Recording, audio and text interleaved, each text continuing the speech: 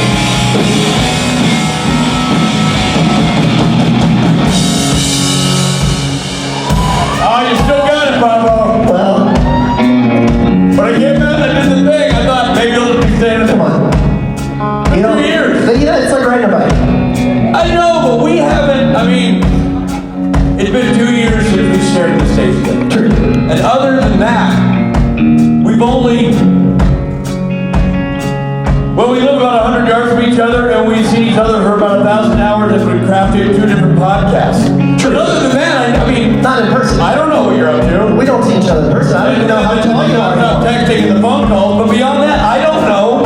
I don't know you. You know what I mean? I'm talking to somebody with a beard, but is it you? I don't know. You can hear the beard over the phone? Yeah. Weird. We FaceTime. Oh, right, we do. It's like looking in a mirror. Hey, Rich, what do you think of this? Oh, man. Who's this for? Oh, yeah. Why is that there? I don't know. It's just to put me down. Oh, yeah, that's not a microphone. That's just an asshole. You still got it too, Rich. Oh, I don't know, Robbie. It's a bit rusty. My anger doesn't have the same oomph. My je ne sais quoi doesn't have the same joie de vie. But it's good to be back. Yeah. On the stage. With the band. Yeah. Rob Bennett. Hey, Rob, I'm gonna quiz you on something. Yeah. What hotel are we in? Bally's. Give me a second.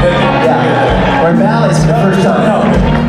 Yeah, so this is different than last year's hotel. Right. Last year we Rio. Rio, yeah. Rio. We've been to Rio for like 15 years. Yeah. We've been doing the Rio since 1974. Before the show before Cricket was born. That's right. Yeah. That's right. We started doing the Rio. I just want to be sure you knew, because I didn't, it took me a second. Well, that doesn't surprise me, but yeah. You know, I need a team of people to.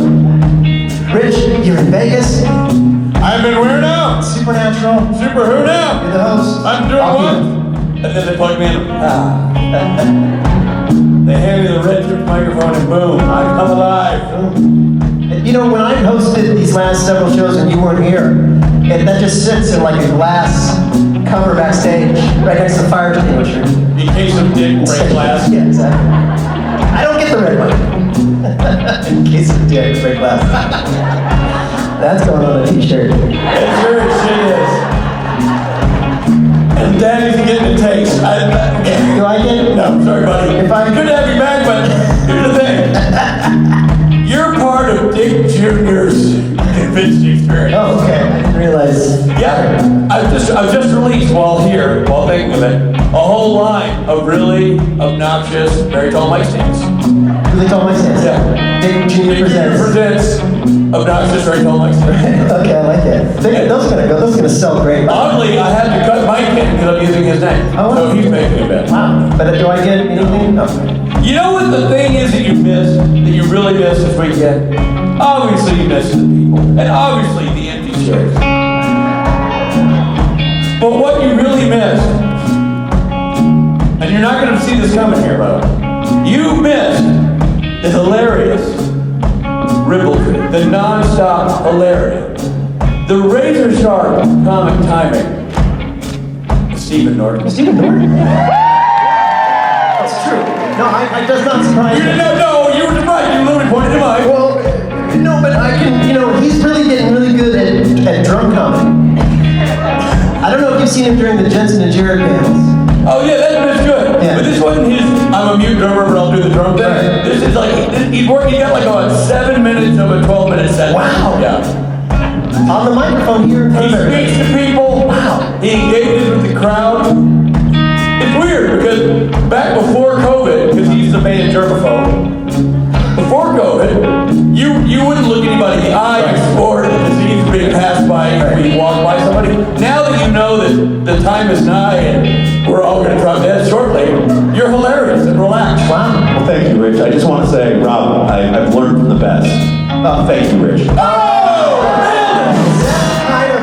Wow. All weekend with that stuff? I can't compete with that. I tell you something, by the way. He just nailed that. Well, sure, I guess. And by the way, I guess if you're playing the Bally's, yeah. look at it. He's never an actor.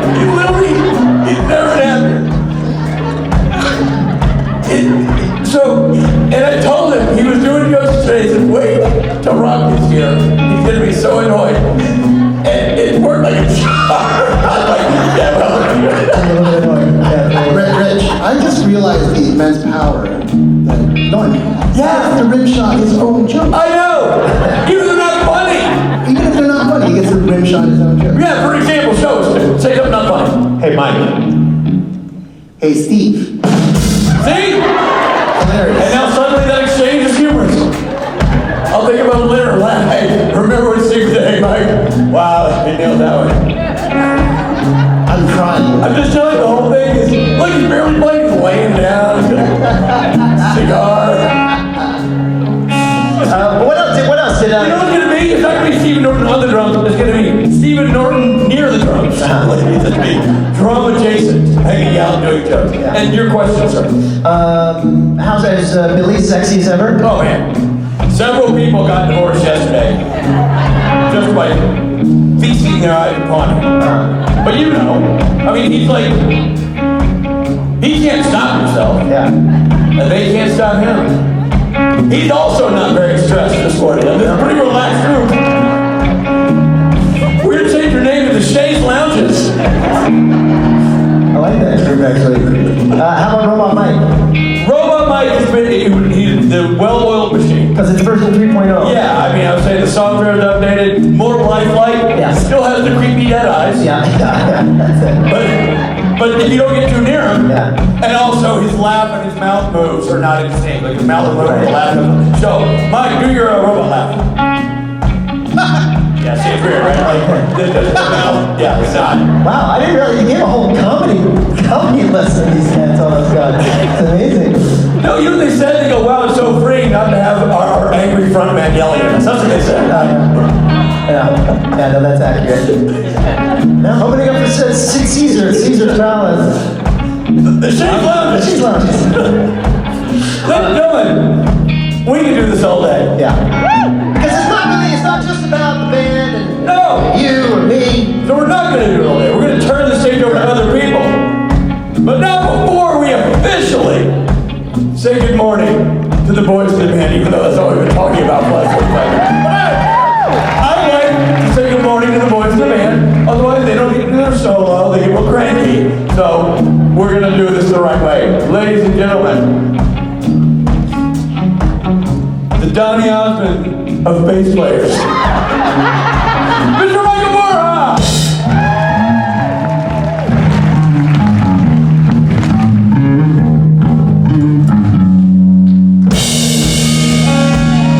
The carrot top of the kick drum, Mr. Stephen Norton!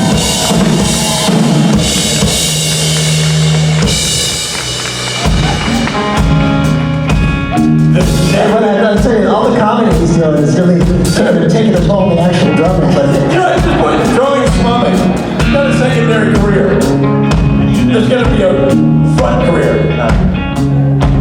On the guitar, the David Copperfield of the instrument. We call him that because he makes your marriages disappear.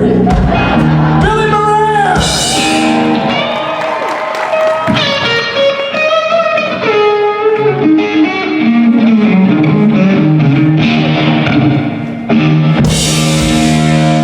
And fronting this ensemble,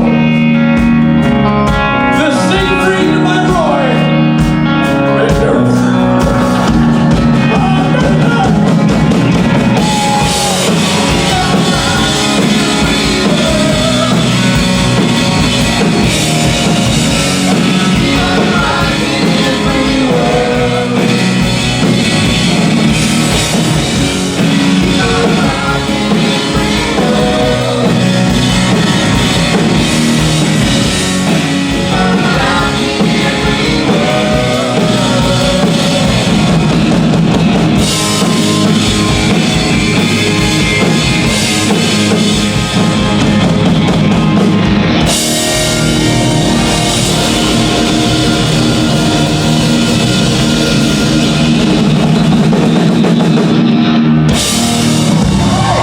Great intro. Great way to start the show. No better way to get a Saturday going at a supernatural convention. No better way than by hearing me say this. oh man, Ladies and gentlemen, Timothy Omundson.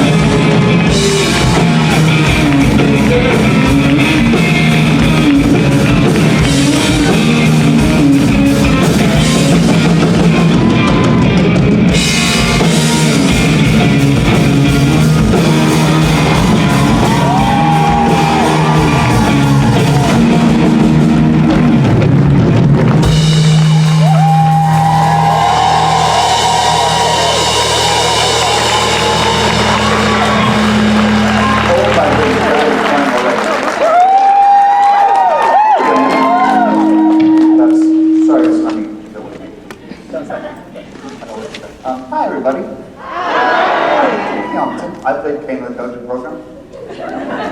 And hi.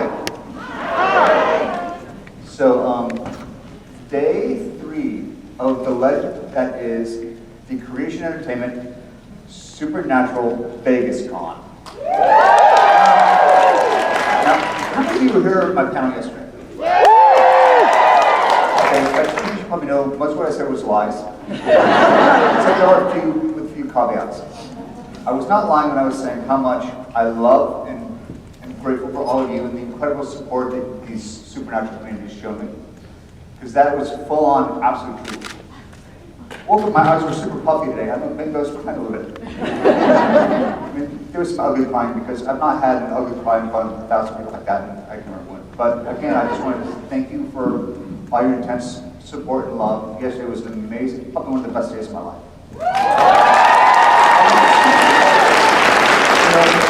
Something else, that I was not lying about my love for Richard Spade Jr. over there. And when I said fuck you to Vladimir Putin. That's still in my heart. So there was a phone call between Kane and Vlad. It went something like this. Bloop, bloop. Duh. Hey, Pootie, it's Candy. Listen, man, I just came from a meeting, and all the guys really want you to tone it down. Like, even Stalin, we were watching Hell News Network, and Stalin was like, who's vodka into the fire? And, Jesus Christ, this guy thinks he's giving a horrible name to the ex-KGB. He goes, hold on, hang on, Boots. I'm gonna admit that. Yeah, Adolf said you're a fucking madman. I want you to fuck off. The reason I'm saying all this, so really tone it down. And then he hung up and he went dead for a while. But the reason I'm not bringing this up just to be cute, obviously, but just want to make a point of, for all the mad, despotic authoritarians that are out there, for every one of them, there's 10 presidents of Ukraine that stand up to cowards like that and spread the love of humanity in the world and are the heroes of the world.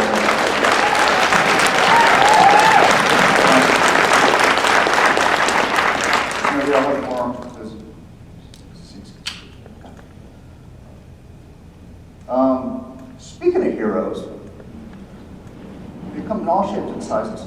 And there's somebody here in this room that's an honest-to-God, life-saving hero that I want to give a shout-out to. So there's a young woman named Erin Garrison. Erin, where are you? Erin's not here. Oh, right, there she is. Erin, stay back up. Okay, take a second. Right there in the blue shirt, right there.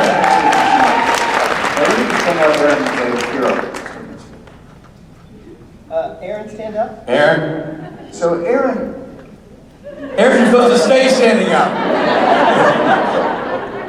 She's right over there. okay. You want her to come I up? assume you can see me, Erin. Yeah, she can see you. So Erin, just to show what incredible community this is, Erin's made the intensely amazing decision to become a live organ donor for liver. To not just him, but to someone she barely knows, but she met in the Supernatural fandom club. So Erin, just wanted to say what an amazing human being you are, and let's give it a round of applause to you.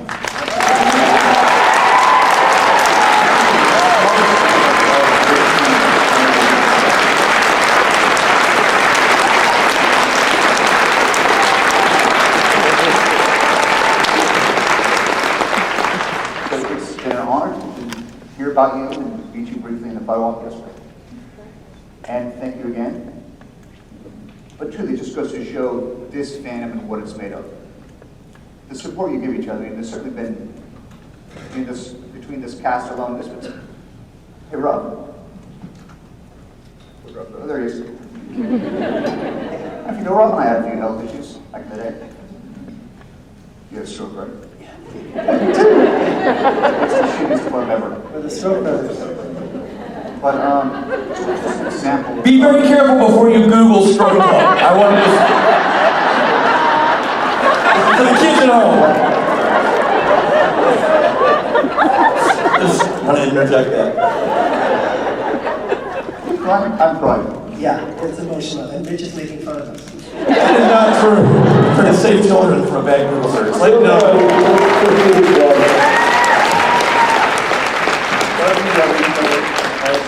Only men can. That's true. That's right. All right, I think that's all my prepared remarks. I'm going to go. We'd have a seat. Yeah, it's right there, right behind you. Hey, there's a chair right here. Yeah, let's sit. But how much my belly's showing? But, Crop tops are in. You're good. Do you want to take some question? Let's drink a glass. Drink a bottle. Sure. Look at that.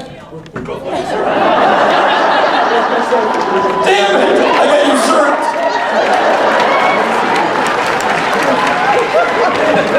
I'm sorry for being late.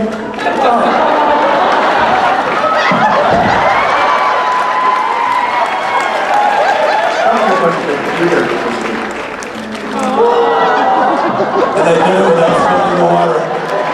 Well, you smell a little. I'm going to need help. It was a good bit until Robin Rich couldn't get up. You want to take some questions?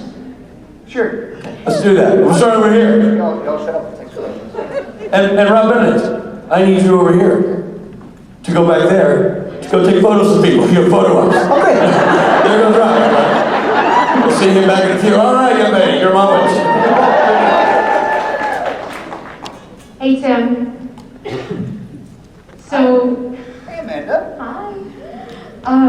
My question for you is, last time I asked you your favorite scene to shoot with Maggie Lawson. This time I'd like to know what was your favorite scene that she did without you?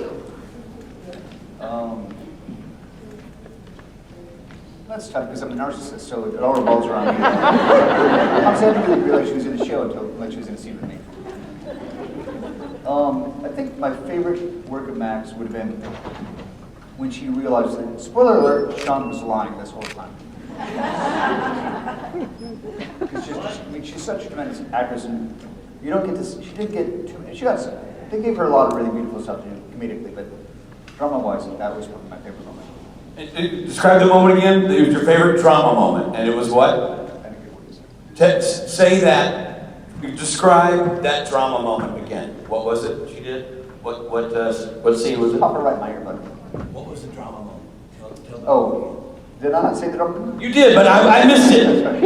Oh, the moment where she realizes that Sean's been lying to her. When Sean's been lying to her. That son of a bitch. And you literally see her heart break. So I have a follow-up to that question. Who's Sean? Because obviously, Psych, You lying about him? a big deal for you, and you were a big deal on Psych. What was your favorite scene to shoot with James? James Burnett question. Favorite scene to shoot with James? Let's see, my favorite scene with James was probably in the finale where I give him a hug. That sort of touches the head like a baby and stroke his leg, give him a little, I think I give him a gentle kiss. If I didn't do it on camera, I certainly was joking in my head. Just because you got to really see the evolution of that relationship between Lasseter and Sean and that animosity that lasted for 8 seasons, that had that beautiful payoff in the end where you really see that they do like each other and care for each other. That's awesome. Thank you for the question. Over here. Hi, I'm Riley, and sorry, my grandmother had a stroke, so it's a little emotional for me. I was wondering what your favorite onset memory is from Supernatural. Sorry, Favorite onset memory from Supernatural. so if y'all let my translator rock. My favorite onset moment from Supernatural, oh that's right, Supernatural Adventure, would have to be the fight scene with that beautiful handsome Jensen Ackles in Execution Song. Okay. Just because we rehearsed the scene for I think an entire day with our stunt coordinator. And because Jensen's so good, we ended up not using any stunt performers for that massive hunt, except when Jensen was thrown through the window. That he was like, yeah, I think I'll take a stunty for that. No, it was just so incredibly fun, and it was such an intense day, and I was really proud of being able to do that physicality with him and show up. No, not I mean, pretend show up Jensen ankles. I think that fight scene is one of the best fight scenes Supernatural ever did. So that episode was directed by Phil Segresha. Yes, it was. Phil Segresha, who's now the producing director on The Boys. Phil Segresha directed the second most episodes of Supernatural. It was Bob Singer and then Phil. And Phil was on that show from day one until he didn't make it to the last season because he went off to do The Boys. But when I started directing the show, I went back and watched. I grouped the episodes by directors. I went to watch different director styles, and I watched Phil's episodes as a group. And that episode of the show, and I'm not just saying that because Tim's sitting here, is one of the best episodes I think the show ever did. I thought it was phenomenal. One of the coolest character intros ever done. The shadowing you going through the jail. That was amazing. So that opening shot of when you see the introduction of Kane, it starts on his boots and then goes up. As I'm walking down that corridor trying to be all badass, suddenly in the background I hear a King Richard song from Galavan. If you stop me on my tracks, I think at one point they cut it out, but I did a little pirouette on the way down. It was very on Kane, or was it? Who was playing the song? Was it in your head or somebody actually put it on? No, Phil hadn't played it on the stage. Phil, oh yeah. See, directors can also be jerks. It's really one from Galavan. It was King Richard's first big song, which is very sort of light, fluffy. So to be in the story, I'm channeling this badass Kane, and then suddenly hearing King Richard, like literally singing in my head. Just, it was amazing. That's awesome. I didn't know that story.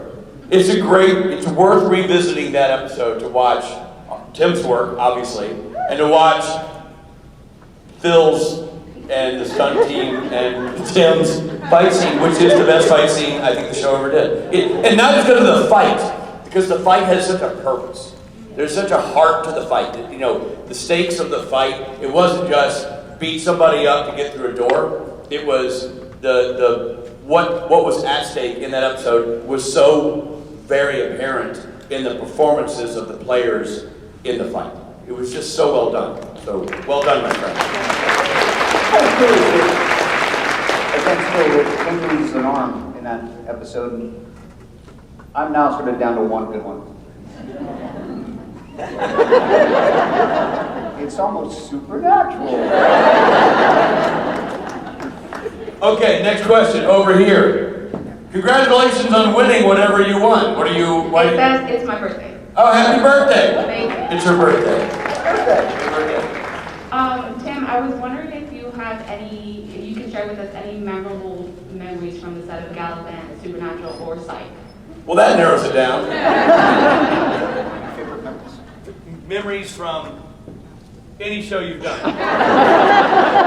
Favorite on-set memories? Favorite on-set memory from any moment in my career? Anything, yeah. As a matter of fact, I do. Because there's so many, I mean, again, how do you choose your favorite baby? I've been so incredibly blessed in this business to get to play so many incredible characters in amazing places. But I think for Galavan, which really was kind of, as I mentioned yesterday, the job I feel like my whole life was leading up towards that role of King Richard. But I think my favorite on-set moment was riding a horse through the desert Morocco, galloping a Frisian stallion, which I got pretty good on this horse. I used to ride pretty well. And this horse, whose name was Prince, incidentally, was so big. Like a Frisian's a massive, not quite Clydesdale, but they're huge horses. And this animal had such a huge gait that every time he'd start, you kind of, like, I was not ready for it. And I was we had a different horse in Morocco than we did in England because they didn't want to bring our English horse to Morocco for some reason. So they gave us this great Moroccan horse and trainer. So I'm out in the desert taking a little practice ride with this horse, and the trainer did not speak English, only spoke French. So I'm sitting there at one point, and I just kind of pull back on the reins, and suddenly the horse rears up on his hind legs, which is a pretty damn terrifying thing to be on this path. So I'm like, oh, okay. So, but I luckily for some reason did not slide off the saddle, and then the trainer trotting over just goes, no, no, no. Basically trying in broken English to say, don't pull back on the reins. Like, how do you stop a horse if you can't pull back on the reins? So we're out shooting the scene with amazing Karen David in this Casbah. That scene, there was sort of that village made in mud. There was a wall built there that they built the Lawrence for. So it's like, okay, this is a pretty dope spot to be in. So Karen and I take off on our horses, and this gate is so massive that because he jumps, I wasn't quite ready. My foot falls out of the stirrup, so I'm now dangling and just almost not quite out of control, but pretty out of control, but going really, really fast on this horse. And I see this corner coming up, and there's a drainage ditch over there. And I'm like, oh my God, now what am I going to do? I took the reins, at one point I just kind of grab his mane and pull back. And finally, I got my foot back in the stirrup, but I managed to slowly pull back on the horse and stop the thing. And then we get back to the sort of base camp, and the trainer's son trots over, who luckily speaks English. He goes, oh yeah, just so you know, that horse, it's a movie horse. So he's trained that if he's standing there and you pull back on the reins, he's going to rear up. You know, they're really nice when you told me that. I was going 400 miles an hour on this fast. So it turns out you could have stopped the horse by pulling back on the reins. So just little incidents. If you're in Morocco on a horse, I get a trainer or at least a translator. I have a question for you. People asked him in the last couple of panels I've seen that he gets a lot of Gallivant questions. Psych, supernatural. I don't know if I've ever heard him asked about one of my favorite roles he's ever played. Deadwood. So my question is, what was it like working on Deadwood? Do you have a favorite memory there, and did you realize how awesome that show was going to be while you were doing it? Well, if it's Deadwood, I gotta watch this up over there. Okay. So I think my favorite Deadwood memory is quickly getting the job. Because actually I was doing another show at the time, and I went out and auditioned for this. And I read at news. He was, this almost Victorian New York dandy. So I show up, and the audition was at Paramount, which is an amazing, hallowed movie studio. So I remember walking the old writer's room. He was in the writer's building. Just being on Paramount is a pretty spiritual experience for me. So I go into the room, and I see, what actors always do, they look at the sign-in sheet and see what other agencies they're with, the other actors with. Like, oh, that guy's with a better agency than me. Shit. I don't know why I stopped doing it now. Yeah, pointless. I go, CA. But then I look around the room, and I'm in this sort of beautiful suit and got an amazing time. He's a New York dandy, so I'm dressed as a dandy. I look around this room, all kind of, I call them Hollywood unwashed. Just like guys too go to school, unshaven in jeans and boots. I'm like, did you read the script, you dumbass? He's a rich New York dandy. He's not a cowboy. Why are you unshaven and wearing cowboy boots? But here's the amazing thing, don't tell me this. Because the place is so old, the walls were super thin, so I can hear every word David Milch is saying in the other room. So this kid goes in, does his audition, and I hear Milch talking to Walter Hill, our director, who's a legend in his own right.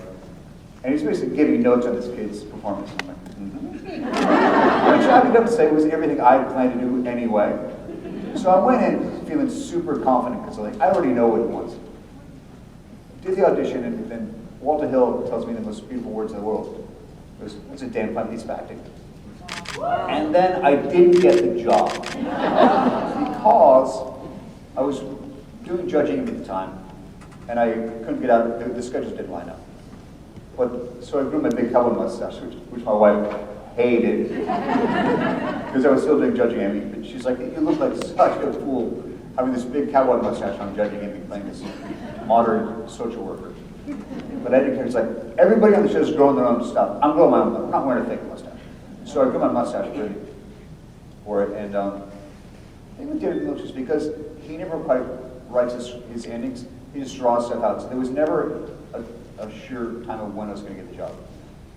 No, sorry, jump forward. So I'm working on judging. I mean, I get a call one day saying, "Hey, do you want to go out to Santa Clarita and meet David Milch and Walter Hill tomorrow?"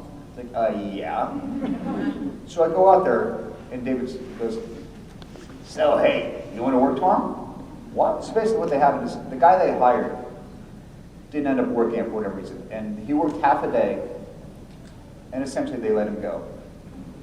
And I think Walter said, "Get that other kid."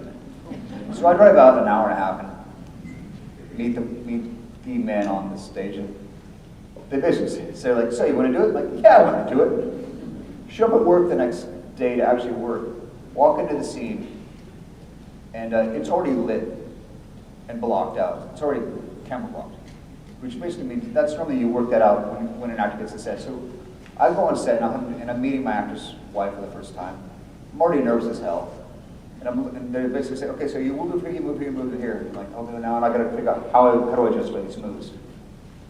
So in like a split second, I like figure out all the motivations for that scene. Just truly playing on the fly. And then what happens is David Milch, before every scene, he'll walk in. We call it he'll Milch the scene.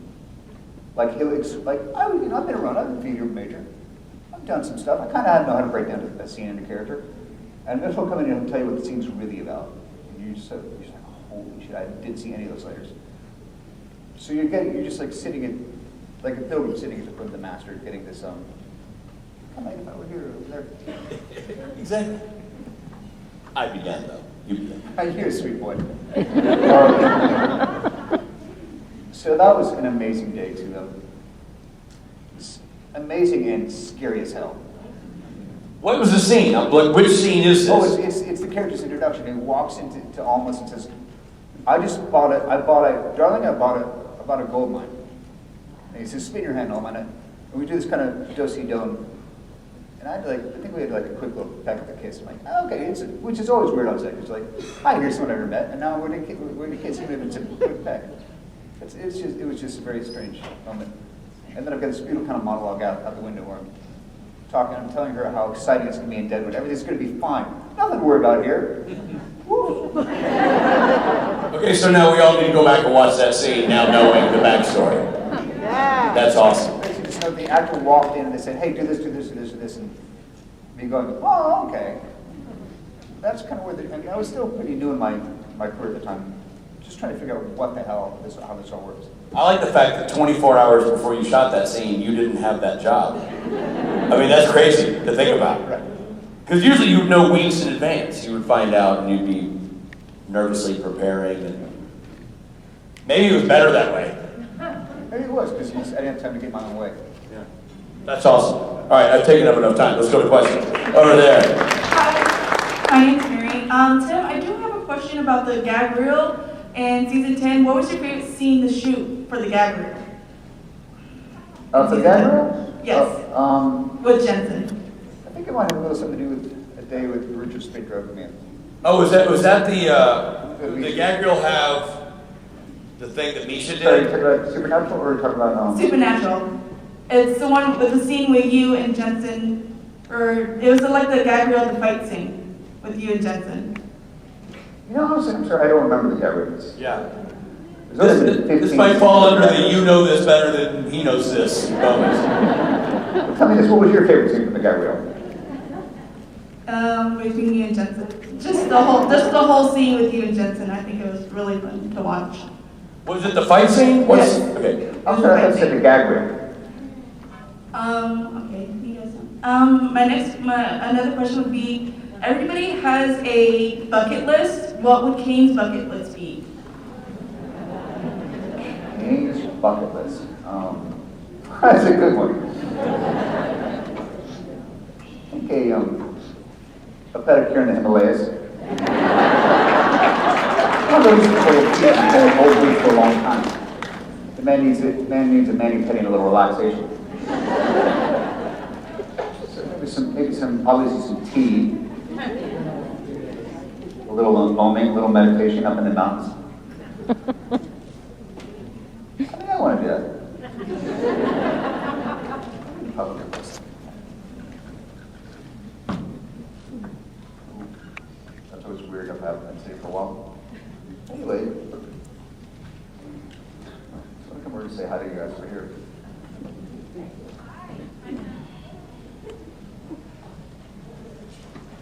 Don't walk off the stage, Jim.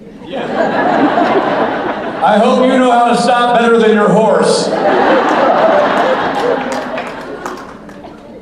Hi, beautiful people over here.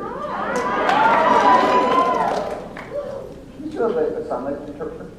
Oh, you are there.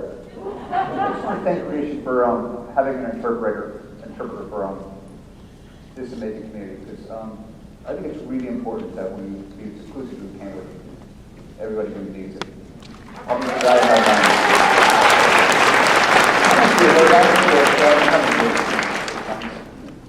But so I noticed yesterday we had an interpreter. I thought it was really cool.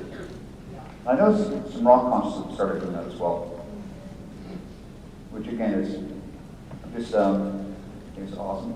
Am I getting that right? Yes, I love you. Am I saying I love you right? Yes, you are. Yes. Anyway, I'm just saying. Pretty much I know that one. Okay, we're good. Good interpreter.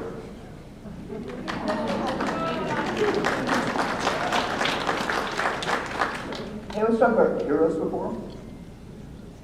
And there's another one I want to mention, because I got a little bit glimpse before I'm excited. So, among the amazing heroes and the lifesavers in this room, there's a pretty amazing one named Allison Omundson. Allison, where are you? Allison, stand up. Just do it. Stand up, Allison.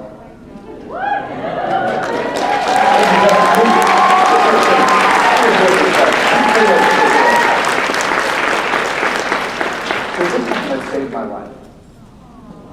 Because obviously, after my health issues, when I got home, when I got medevac back from Tampa, where I had one of my brain tried to kill me, and they sent me to a rehab hospital in LA.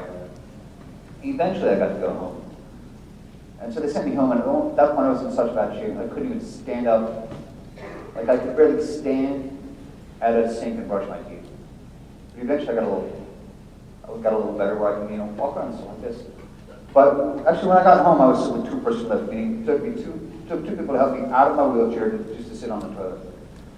And so this woman here is suddenly having to figure out how to care for her husband, while being basically a single mom to two teenage daughters.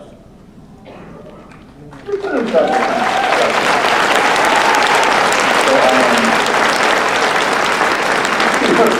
I don't say enough, but I love you and I appreciate you so much, and thank you for everything you've done for me and our girls and keeping our ship afloat.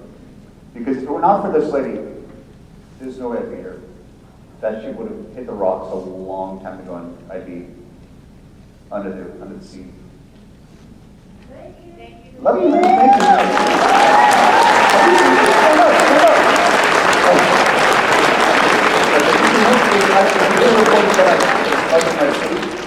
This is look for her. Love you. I'm scared now. We have time for another question, Tim. You ready? Oh, then I'm coming up. All right. Hi, Tim. Hi. This question comes from my soulmate in Tennessee who adores you but couldn't be here. She wants to know who or what inspires you most because you inspire her. Oh, that is such a sweet thing to say. Who inspires me most?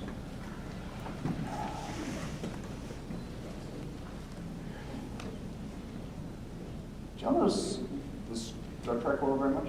Yes. So there's an actor named Kenny Mitchell who's a dear friend of mine. Oh, yay. Well, Rich knows Ken. We were on Jericho together. I do.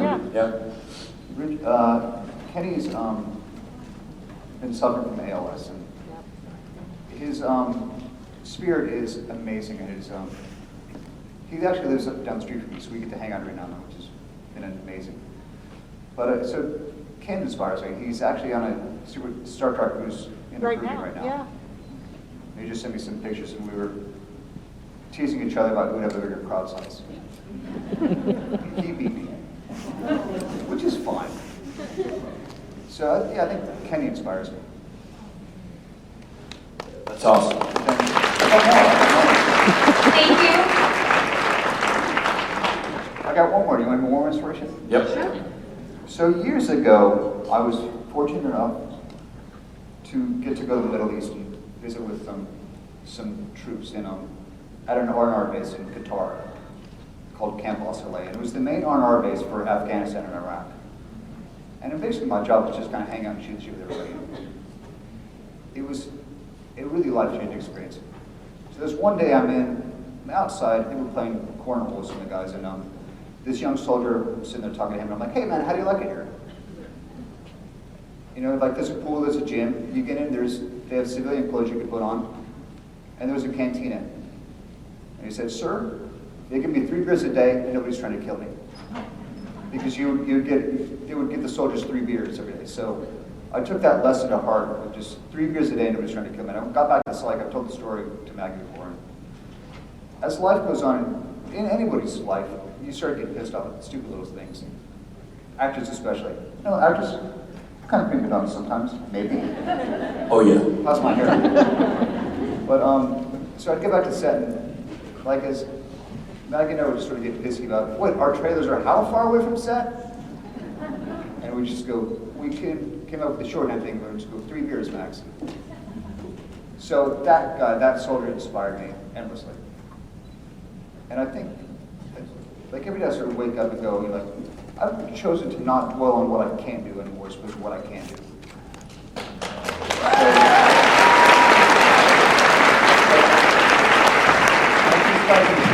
Inspiring gals, obviously, in the Middle East, or any war zone.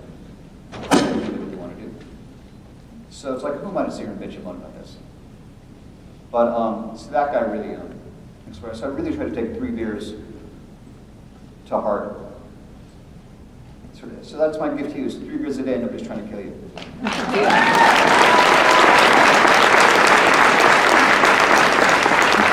Question. Over there. Hi. I wanted to tell you that I loved the video you did with Maggie Lawson when you told Jared and Jensen to suck it. And I wanted to ask how it was to revisit the site team and everything when you came back for the movies. Oh my God. Okay. I might have to sit down for this one.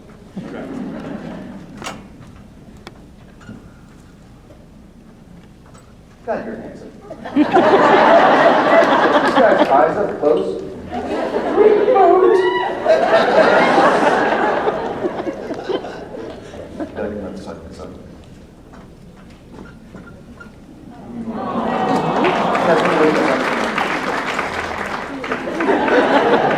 One of my favorite pictures is you and me from Frankfurt on stage at that music festival, giving you like a sweet little kiss on the forehead. My favorite I part. would- So, okay. The psych movie, or the video you made. So to go from 120 episodes playing Chief Carlton, spoiler alert, becomes Chief Carlton Jebediah Lassiter, was such an amazing, I can't even say gift, it was one of the greatest experiences of my life, that show. And those people, that cast and crew, really had become a second family to me. I mean, we say, you know, SPN family, Psych family, but Psych family really, like, they know my kids, we know each other's dogs, we really have, and we kind of all grew up together as performers. Sorry, breakfast. So classy, oh my God, he's so classy, he broke through his entire panel. It's natural, see, I'm human. I'm not a cyborg, you can tell. Yeah, I'll be helping for that later. But so to have Psych in my life was amazing. And I got my stroke, you know, I had a stroke, right? Did you hear that? I think I heard that. So to have, so I had my stroke as they were prepping the first movie. And like literally days away from production. And Steve Franks and James Roday holed up in a bar in Vancouver and basically rewrote the script in 3 days to figure out how to get me this movie. so I could get a paycheck and get my health insurance. And that's why Lester has that cameo in the first movie. And then they set it up because I was in such horrible shape, I could barely speak at the time. My voice was like a whisper. And I certainly couldn't travel. So we shot it in my little guest house in Studio City. Like, that's the gift those guys gave me. And then for the second movie, to build that character around my recovery, just so I could not have to worry about trying to be the actor I was. Because it's like a little bit of an existential crisis. I'm sure you've gone through this. Absolutely. Like, who I was versus what I am now. And when you've identified your entire life as a performer and somebody physical, and you're so funny, I mean, you've done a lot of improv, and I know we've talked about your return back to like improv and how it was a shaky thing at times. Yeah. So I was I was terrified to get back to work. But there was a day on set, so we have this tradition on site where the cast and crew, if there was a guest star who came up that we really gelled with and we really loved, when they wrapped, we would sing happy birthday. Which didn't mean happy birthday, it meant we love you. And which always surprised these guest stars, but it's not my birthday. But it's like a crew of 300, all like great singers, sing like a 300-part harmony of happy birthday. So I'm down with Allison, and we get a call saying, do you want to come out to set to say hi to everybody? Like, sure. So they drove us out to this beautiful mansion where was the recovery house. And I just really started back on my feet. So I slowly very slowly walk into the sort of bedroom of this house. And I noticed all the crews there. Like all the cast there, like crew members from the beginning of the early seasons. And Mark Chigani, our amazing camera operator, who always hits the first note, so he hits this note of the half. And they all started, that, and then it was much better than that, though. So the crew started singing Happy Birthday to me. And I started noticing this crew, they really are my family. And they're in tears, and I look at Allison bursts into tears, and we're all crying. They sing me this amazing rendition of Happy Birthday. Like the most incredible return back I could ever have. So those are my supernatural. Those are my psychic.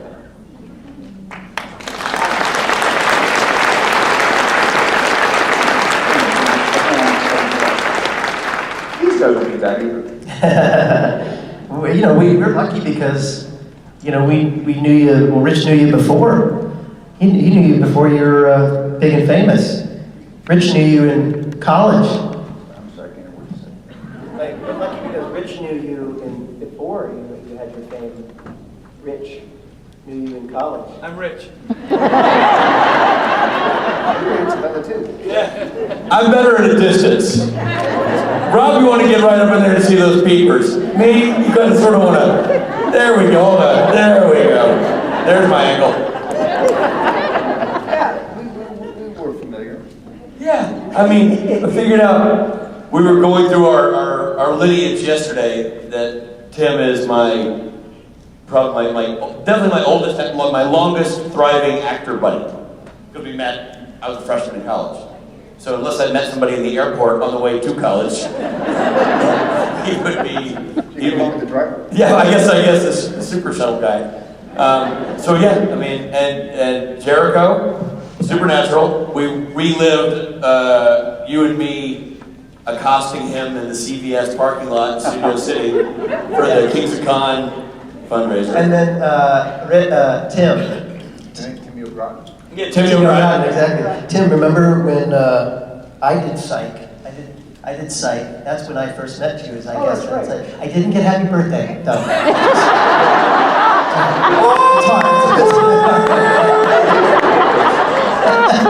It was so good at it. But not quite good enough. That's my bad. Oh, that's amazing. Yeah. No, I didn't.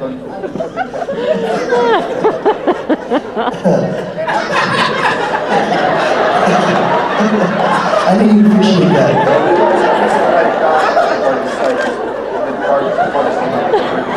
I think Billy's Wait, dead. hold on. They're laughing at me too hard to understand.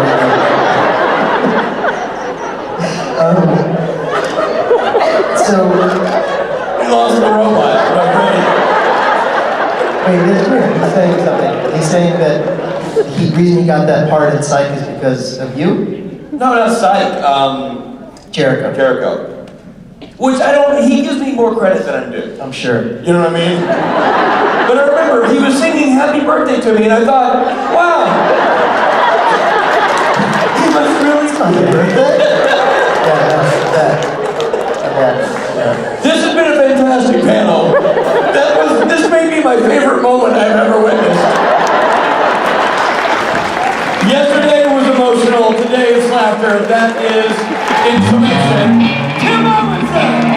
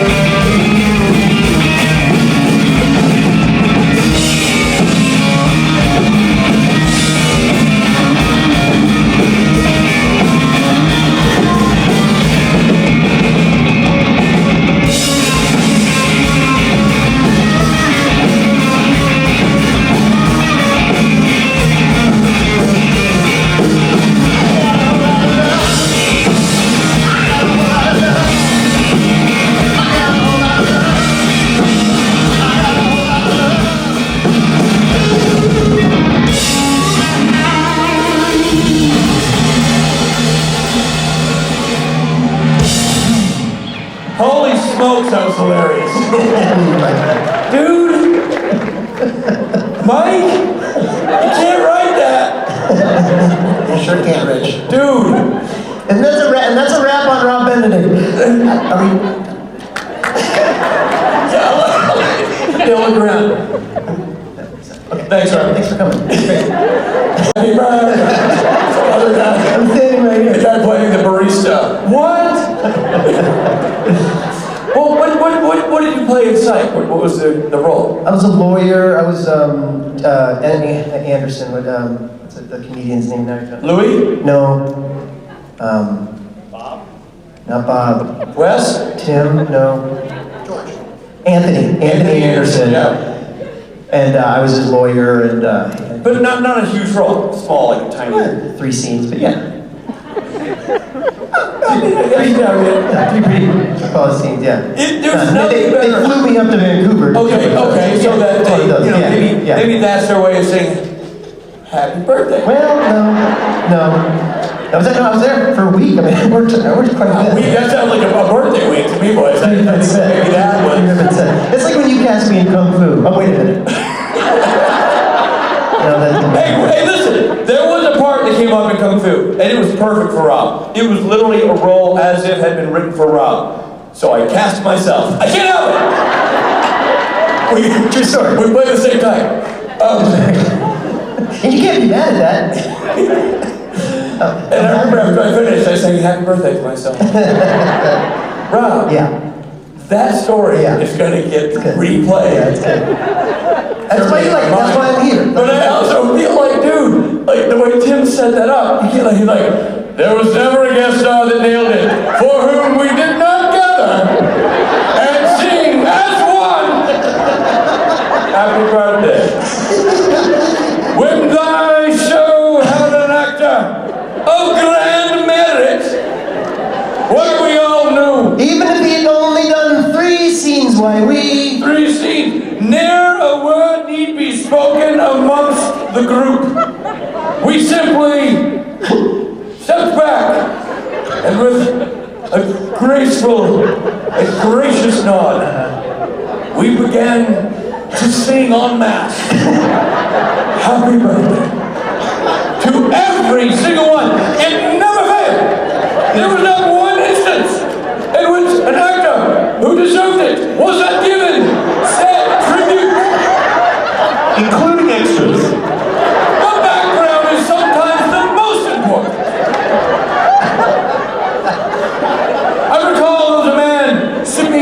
a latte, in a cafe scene, 100 yards away from the camera, and yet, every time, he sipped with such gusto that it made the scene, and to him, we sang it. There was an actor once who read for a role. 2 scenes. Didn't get the part. Full role, didn't get the part. We gathered around the speakerphone and sang to this fellow a little ditty we call him. That's right, that's right. And the fellow who took over that role and performed it on screen was Robin. That's right. Interestingly. Hollywood trivia. Never got that. Never got that birthday. I like the idea that maybe they started to sing and then someone was like, serves it. Stop it, Jerry. They're doing a whining rig. Oh no, we're not.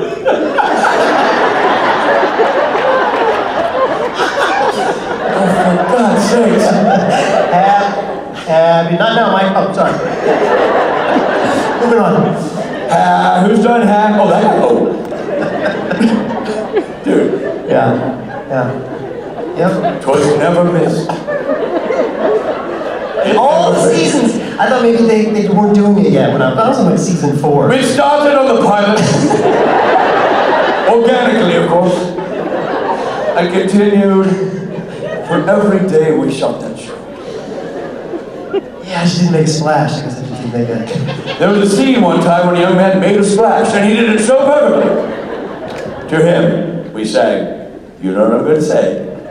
Happy birthday." And the ironic thing is, it was my birthday.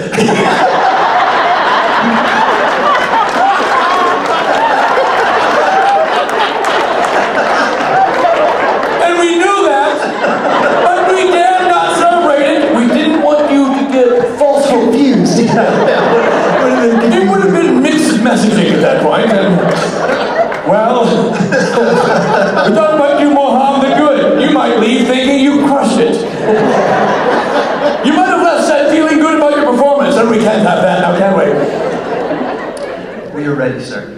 Oh, are we? Yes. Sorry, I thought. Never mind. Ladies and gentlemen, our next guest, also